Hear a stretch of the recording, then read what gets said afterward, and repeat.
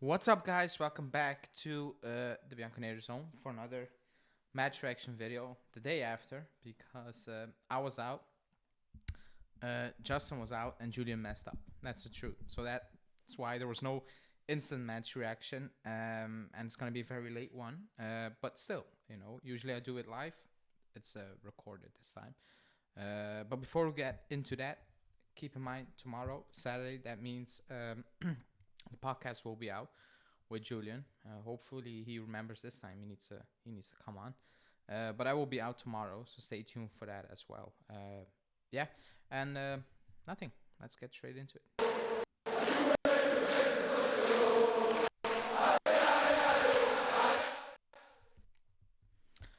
Okay, so the game. Actually, I think it's better to do it the day after because you're calm. You're more calm the day after instead of 5 minutes after the game when you're just fed up with what just happened. But I think the obvious thing is that was terrible. Like that was just awful. Like that was really really poor. I don't think anyone is surprised by it, but like it's a semifinal, a home semifinal. Maybe your last home game in Europe this season. Maybe your last game, your home game in Europe for a year. Who knows? And yeah, it wasn't good. The energy was good the first 10 minutes, and then it kind of fell apart. The goal we conceded was so easy. We can dissect that, and we might do, but very easy goal to concede. Um, and you go 1-0 down already. Straight, I thought way too early to concede a goal. Actually concede at all. Because, let's be completely honest, that Sevilla side is poor as well. They're not good. They're 11 in the league for a reason. I expected more. They will show more at home for sure. But what they showed yesterday was just, it was bad, man. Like they have very little quality as well. They kept the ball in the first half, but without creating really any danger. They just don't have that cutting edge away from home, and that made it even worse because we were toothless. Like we had nothing to show for it, and that first half was just shocking. I'm not saying the second half was much better, but it was better compared to the first one. Um, and yeah, man, like 1-1 is not good. It's not good enough to go away from home again. Like Julian says, it's just not good enough. Let's be completely honest. You need to win those games at home, even if it's 1-0 at this point. We stole it towards the end. It was not good, and it hasn't been good for a while. But the last couple of games, we kind of created chances. We didn't create anything again yesterday. Like we struggle to create. You have players coming off being absolutely pissed, and you can say it's warrant. It's valid that they are pissed. But when it's always attacking players that look pissed when they come off the pitch, we need to think. You can blame all these players, and I've said Vlahovic individually hasn't played well.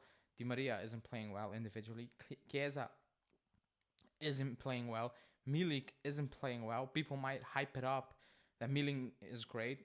If you think that's good, if you think that's worthy to gloat about, then I mean, yeah, you lower the standard so low that you can never get disappointed, And then yeah, it's good. You can say it's good. It's not good. The attackers are struggling, and they looked absolutely pissed when coming off, body language, all those things, because we just don't create. We struggle to create. I think Di Maria was very honest in his pregame, saying what the difference is, and you can see it. He's struggling, like he's big time struggling. He's trying to force things in midfield, surrounded by players, and he still is, forcing it, and he loses possession. Stupid.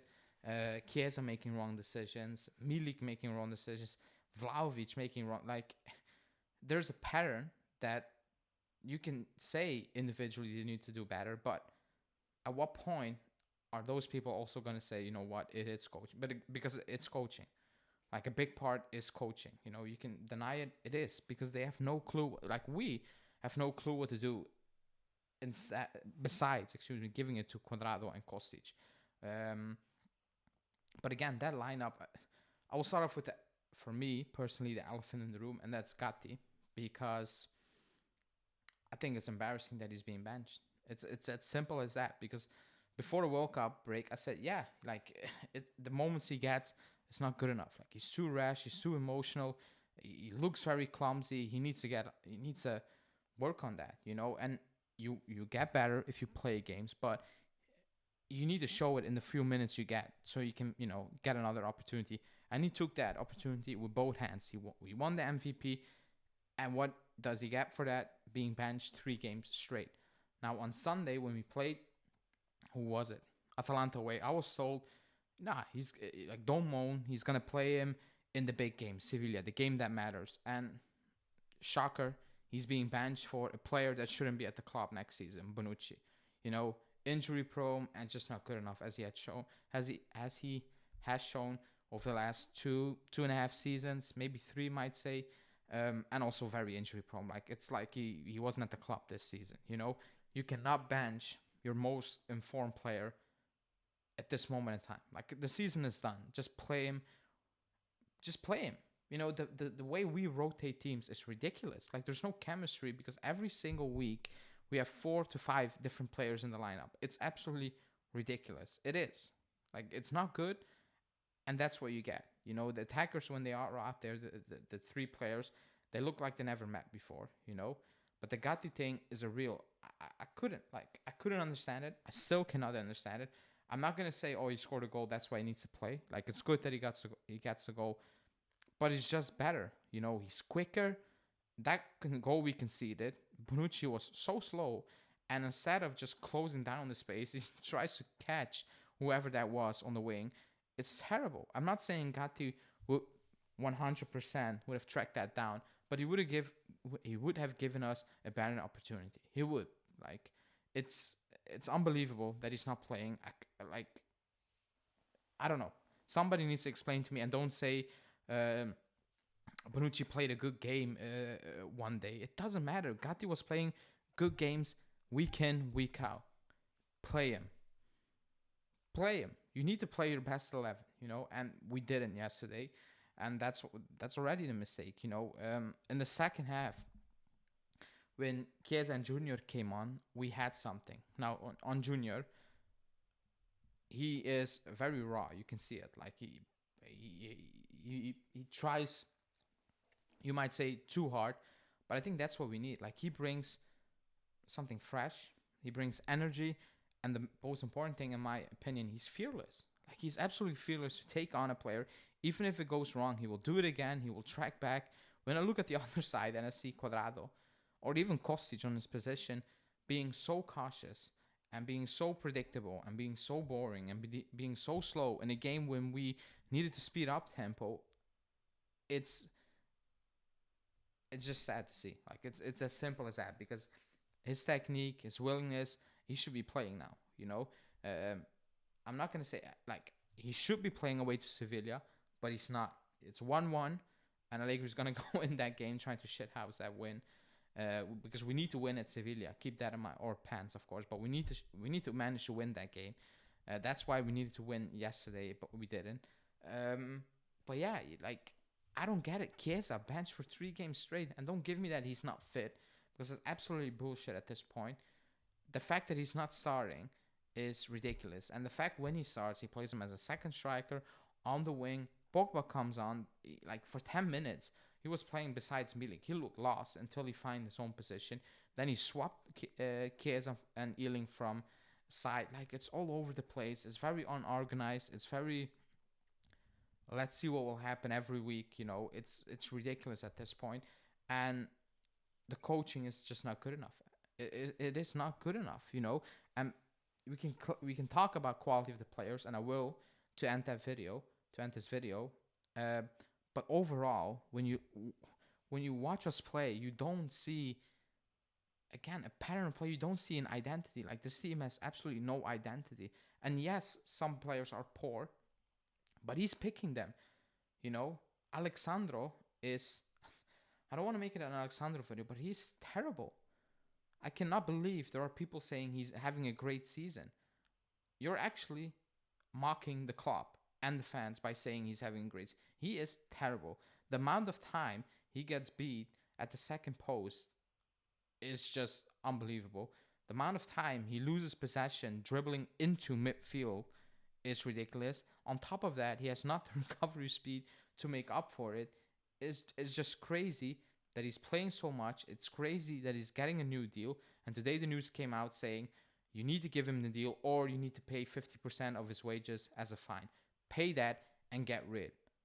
Because you like look how bad he is. Is that worth paying the double the amount compared to what you should be paying him if you just, tell him to leave?